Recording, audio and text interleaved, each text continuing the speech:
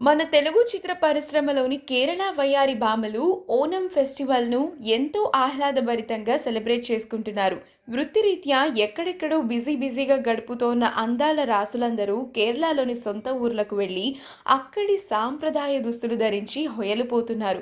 కుటుంబ సభ్యులతో పెద్ద పండుగను ఎంజాయ్ చేస్తూ విందులు, వినోదాలు ఆరగిస్తూ ఫుల్ హాలిడే మూడ్‌లో ఉన్నారు. ఆ అనుభూతులను తన అభిమానులతో సోషల్ మీడియాలో పంచుకుంటున్నారు.